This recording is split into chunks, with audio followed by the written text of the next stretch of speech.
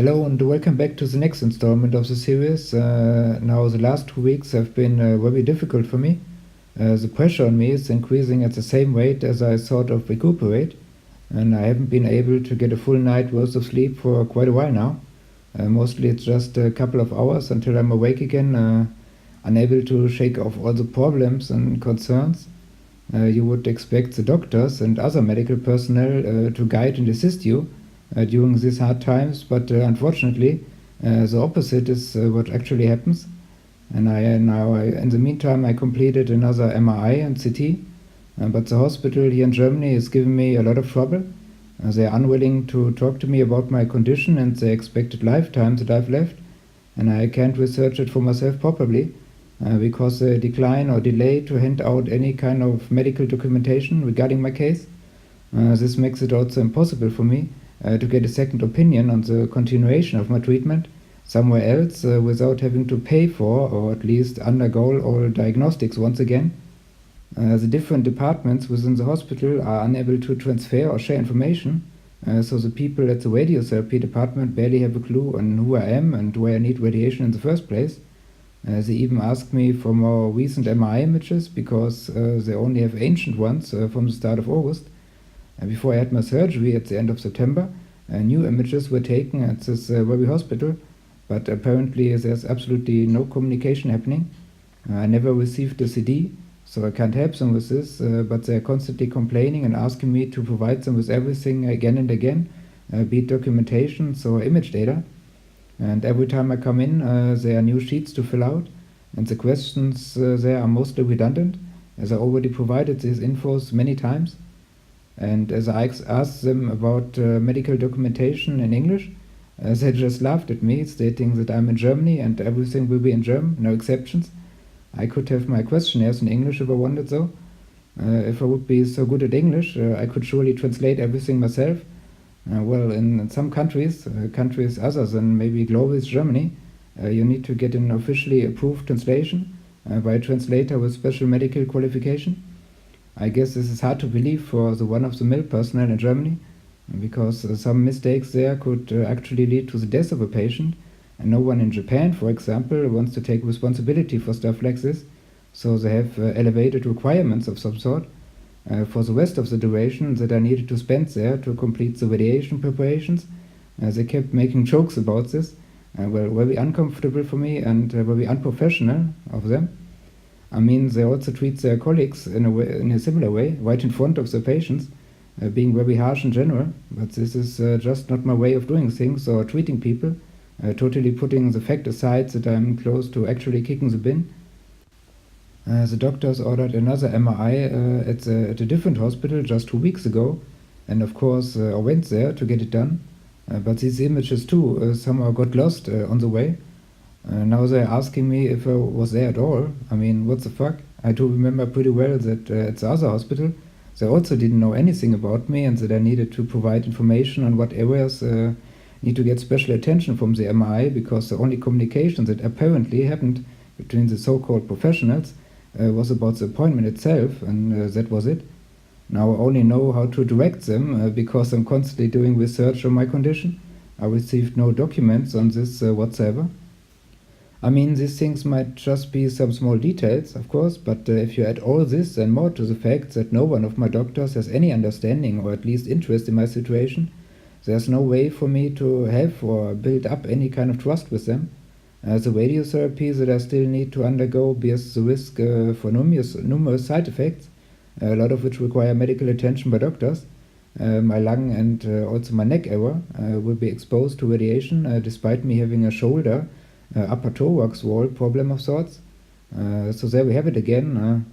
I'm afraid that I will get into some kind of loop where I'm in need of constant medical attention, unable to fly to Japan. I already experienced the exact same thing while I was in the Netherlands. With a bleeding tumor, there was absolutely no way for me to get to Japan anymore.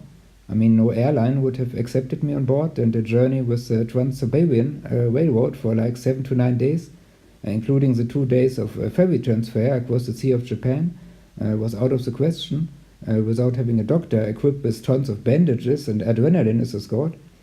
There are physical limits in place that most people never have to face, fortunately. Now, if I encounter any kind of more serious side effect, it will require treatment for God knows how long.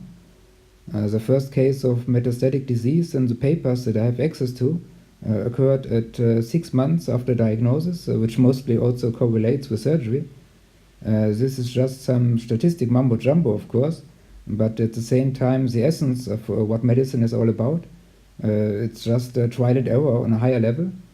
Now, with my life expectancy, that could very well be 1 year or less. I simply can't afford to take risk like this. But my doctors are baffled by this somehow. They either don't know what to do or more likely just don't care, because I'm just one of the many items they handle each day, while death is an everyday occurrence for them. I don't know if it's possible to still have empathy as a doctor whose specialization is cancer treatment, but I kind of expect it from them to be able to build up the required trust. I mean, most of the patients are like 60 years and up.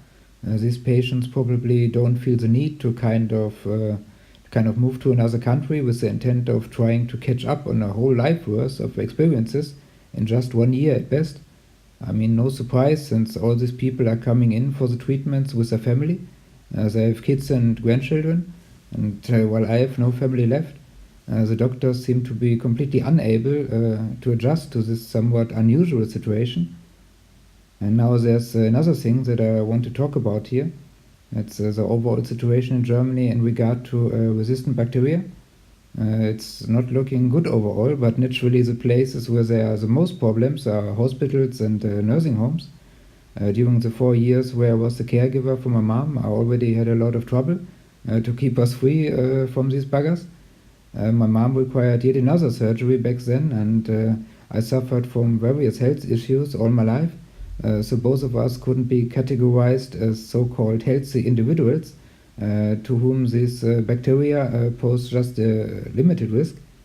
I guess I developed some kind of phobia because of this, but other than maybe the fear of wide open spaces or that your thoughts might actually cause direct harm to other people and so on, this fear has some solid foundation here in Germany, unfortunately. I had no issues with this until I had to kind of live for months on end in hospitals and rehabilitation facilities. The woman next to my mother at the intensive care unit contracted resistant bacteria and suffered from pneumonia. My mother was beginning to suffer from pneumonia just 2 days later. The other woman died while my mother got lucky and the kind of reserve antibiotics worked in time. She had to endure forced lung training because her oxygen levels were way too low due to this infection. And after we finally got out of these places, she required constant visits to various doctors, physical therapy, and the like, so we really had the opportunity to get an in-depth look at our healthcare system and also at what's wrong with it in the first place. The huge pressure to generate profits and to cut costs, combined with the prevalent thinking that hygienic issues should be left for lower wage personnel to solve and manage, and that doctors shouldn't concern themselves with these things, gave rise to this problem. That wasn't really an issue in the 70s and 80s, as numerous statistics clearly show. Now, for example, in the case of a brain hemorrhage or a stroke, you need to get into a good rehabilitation facility as quickly as possible to have the best chance to minimize permanent morbidity. Many of these facilities straight up decline accepting patients with some kind of resistant bacteria infection because these patients are difficult and expensive to manage if you want to do it the right way. Since it's taking a long time to get rid of these buggers, even if they are not threatening you directly, you have a huge problem if the follow-up treatments get delayed for too long due to this. Now, my mother didn't suffer from one of these infections for long, but our rehab facility was one of those that still took in patients with these kind of infections, mixing them together with regular patients. At times, half of the rooms in our ward were sort of condoned off, with medical staff only able to enter with protective gear. These patients also need to get to therapies and stuff like this, so they are constantly pushed across the same floors and elevators as the rest and so on. And now the warning signs and closed-off areas were actually growing in number, so in addition to new patients coming in, There was also a spread at the facility itself. I mean, Germany has a long history of trouble with this kind of stuff, and while it often breaks the media, being featured prominently in magazines and stuff, nothing really happens to improve the situation, because this actually costs a lot of money, and with this, the shit gets real. The doctors outside of hospitals always complained in front of us at how they were kind of left alone with all these infected people that are getting thrown out of the hospitals as quickly as possible, while it is kind of difficult to effectively treat them at home or in this kind of outpatient environment. A couple of years before, I had to undergo surgery at the hospital that I'm talking about all the time. The intensive care unit had to shut down due to widespread infections. Patients either got transferred to regular wards or other hospitals. As my tumor burst open, I required some emergency patch-up at a local hospital close to my home. They didn't do any surgery there, and I only stayed for 2 days while trying to minimize the risk of any infection, even in this bad of a condition.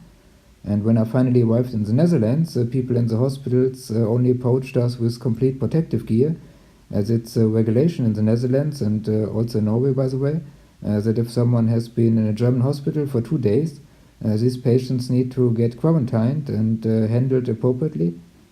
I got private rooms all the time, and that's not because I asked for them. I simply got quarantined until they were sure that I wasn't harboring any of these bacteria. Of course, you could argue that the people over there are all crazy, like myself, but when you look at the statistics, there hasn't been a single death due to MRSA, for example, in the Netherlands for the last 10 years. In Germany, the risk of infection is about 15 times greater than in the Netherlands, especially at intensive care units and stuff like this. Now they did quick tests on me in the Netherlands, and luckily I was clean, so to speak.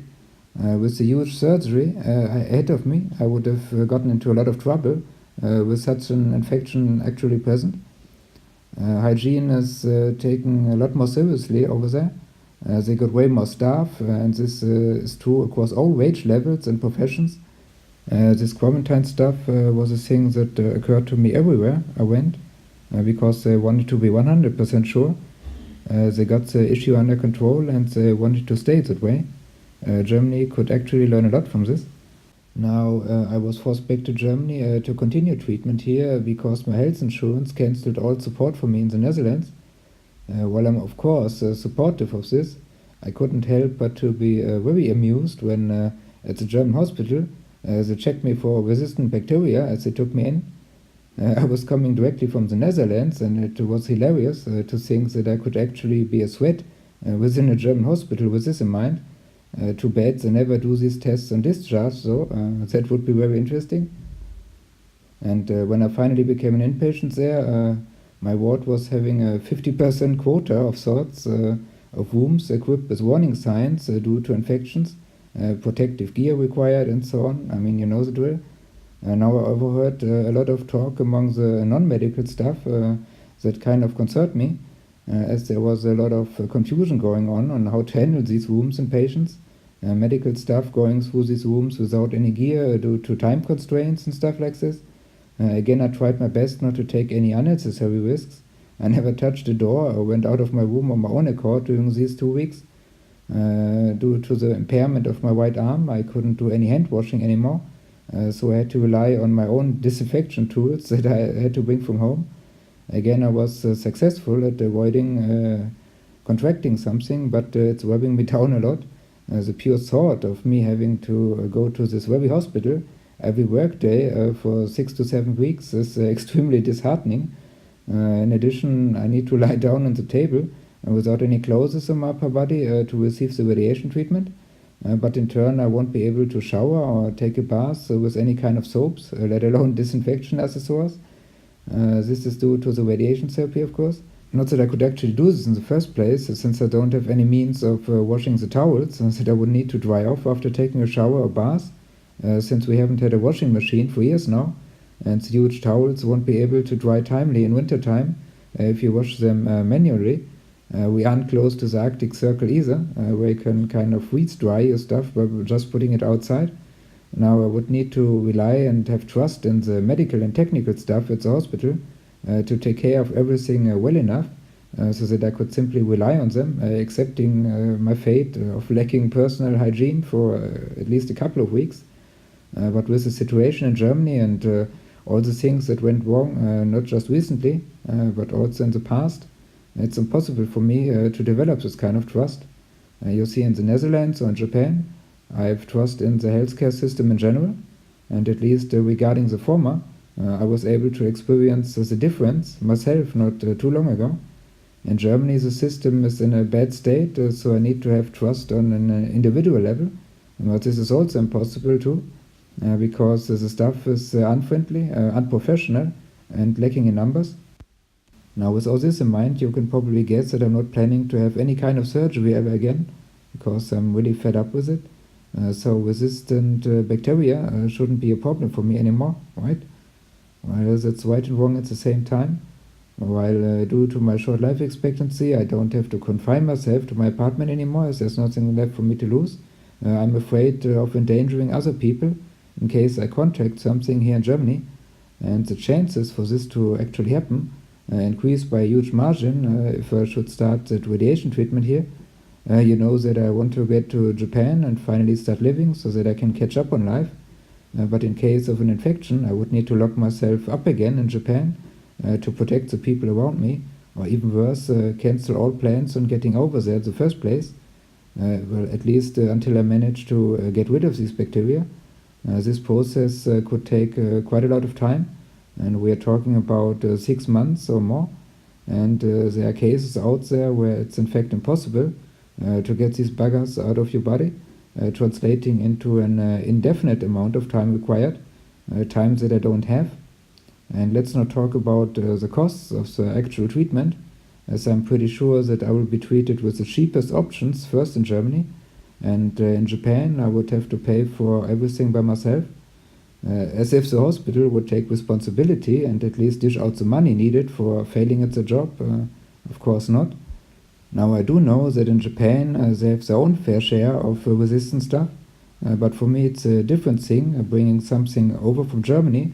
What I know about the issue, being fully aware of it, or unknowingly spreading stuff that originated from Japan in the first place.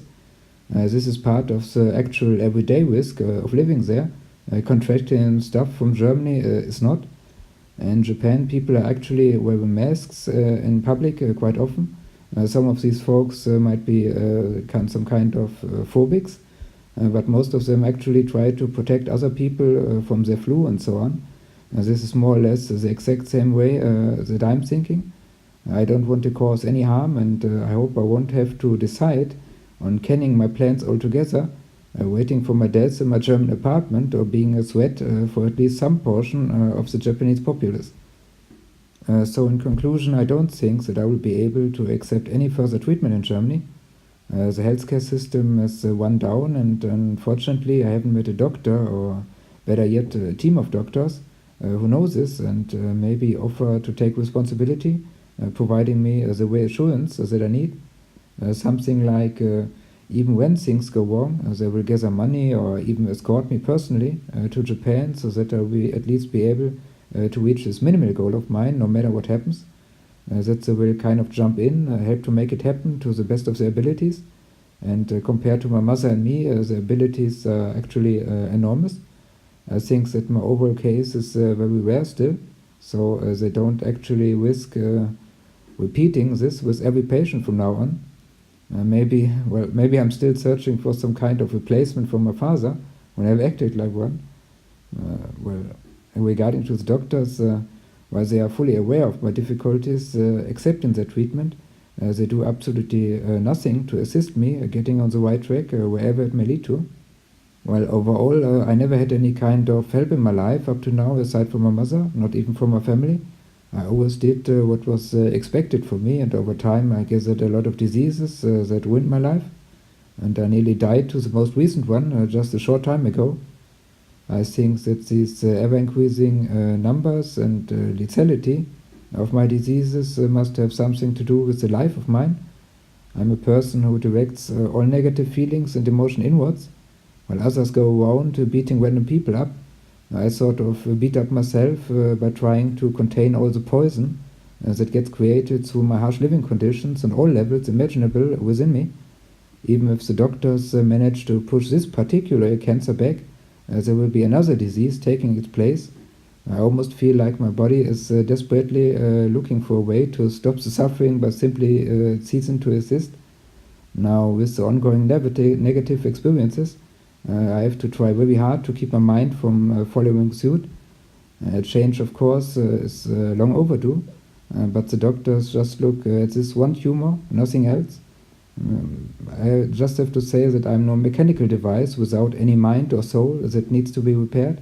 And I also need to stop doing things like I used to from now on. It didn't work out for 37 years, and what reason is there to believe that repeating the same behavior again and again will result in a different outcome someday? As an autist, I'm prone to always act honorable, lying and deceiving, or just trying to be a little smarter than the next guy isn't really part of my skill set. And now I'm not planning on becoming a jerk, but at this exact moment in time, I'm in front of a decision, exactly the same decision that I already had to make half a year ago, where I knew that the tumor that I was developing is a very dangerous one, just by the rate of growth alone. It wasn't bleeding yet, and the size was still not that big. At this point in time, I could have gotten into a jet to reach Japan. In case of a medical emergency, the hospital in Japan, but especially my health insurance companies, would have been forced to put aside all the formal issues and get stuff going. The loop of which I'm so afraid of all the time, where I'm unable to travel anymore, would have been my trump card of sorts right then, as they wouldn't have been able to send me back to Germany for treatment in this condition. Of course, I would have been alone there in Japan, fighting for my life. This might have turned out worse, actually, than it did in the current timeline. But the difference is that it would have been my own choice to go there, my own error and my own responsibility, and I believe that I would have been content with it, whatever the outcome. I'm just fed up of just acting as some kind of mindless drone, following orders. Now, of course, this didn't happen. I stayed true to my autistic nature, trying desperately and also extensively to prepare everything in advance, moving along the honest and legal path, the only path that I know, trying to contact my insurances, various doctors and hospitals, to make my treatment abroad become a reality. Now, maybe I made a mistake by not contacting anyone in Japan at all. My disease is a very rare one, so they might have been interested in my case. Maybe I would have received an invitation for a clinical trial of some sorts. But since I knew that there are laws in place that allow for treatment across the borders in Europe at least, I would have settled with a surgery and follow-up treatment in the Netherlands, Denmark or Norway. But for that to work, we had to find a doctor or hospital that would be willing to refer me to the country of my choice. But as we soon found out, we were hitting a concrete wall trying to get this referral again and again. Every time we approached someone, our request got declined, or there was no response at all. The reasoning was that our healthcare system is one of the best in the world, and therefore no referral to some other country would be necessary, casting aside the wishes of the patient. Because they knew I was reluctant to undergo treatment in Germany, not even diagnostics. They in fact played with my life by stopping us dead in our tracks, trying to force me to do it the way I'm supposed to as an obedient patient. This is the only path they know. So right now we completed the full circle.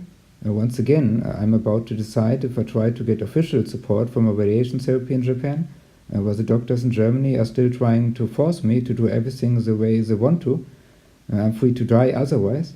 Not that different to the situation a couple of months ago, where they were not too concerned about my fate when I asked for a referral, which they declined, and once again, shortly before the surgery, where they said I'm free to go, of course, no one would force me to undergo surgery. I mean, I would be dead within a couple of weeks, but hey, it's still my own decision. Sorry folks, but if the only decision you can make in Germany is to either do as you're told or die, I don't see the point anymore. I will use this video to officially declare that I'm not declining radiotherapy in general. I'm declining to do it in Germany. I'm willing to undergo this treatment in the Netherlands or in Japan, when the medical staff there also thinks that this might be the right thing for me to do, despite the bad outlook in terms of survival, while also taking into consideration that I still want to do a lot of stuff in the time that I've left. I don't want to settle down as a disabled person that is mainly concerned about dealing with the aftermath of this follow-up treatment before getting finally knocked out by the synovial sarcoma through metastatic disease. Now, when the doctors in Germany would at least be partially concerned about my health, they would try to help me anyway by providing all the medical documentation that I need to look for treatment abroad, as well as supporting me versus my health insurance company by finally coming up with a raffle as to European laws. Even when this should prove fruitless, a couple of them could team up and just collect the money that I need for the radiation therapy in Japan. It's not really that expensive compared to chemotherapy, let alone surgery. The doctors that I'm dealing with at the hospital are all heads or deputies of their respective departments, no poor young doctors fresh from university, and since it's a university hospital, most of them earn additional money through teaching at the university itself, not just through the main job at the hospital. I'm just asking for the therapy itself. I will take care of the other costs by myself. Now, should they decline to do any of the things I'm asking for, I will just head out for Japan anyway, looking for some sort of sponsorship on the way, in case I won't be able to secure the funding for the therapy, and should this in turn result in me dying, I blame it on the doctors here in Germany, as well as the staff at my mandatory health insurance, since they did everything in their power to make life difficult for my mother and me, not even thinking just one time about making an exception to some stupid rules, as my case is so rare. I'm not responsible for this whole thing derailing now. And does it sound like extortion to you? I don't know. I think it's the other way around, and I've just become pretty desperate by now. I'm really fed up with this life and its problems. I want to stop being obedient, stop this endless fight. I don't want my illness to become a full-time job. I still want to see and experience something in life, going down guns blazing, Banzer style, so to speak. And to be really honest, I mean, fuck this shitty country of mine and its healthcare system. Even with this terminal disease, my demands are rather modest and easy to realize, and there's absolutely no point in trying to live on, for when even now there's no support, help, or at least empathy for my situation. And I can't set things straight myself, but I hope there's some sort of judgment in another world beyond our own, where the folks will finally get a taste of their own medicine that they administered so thoughtlessly. Good luck dealing with this, by the way. I can tell you it ain't easy, and I will be there waiting for you.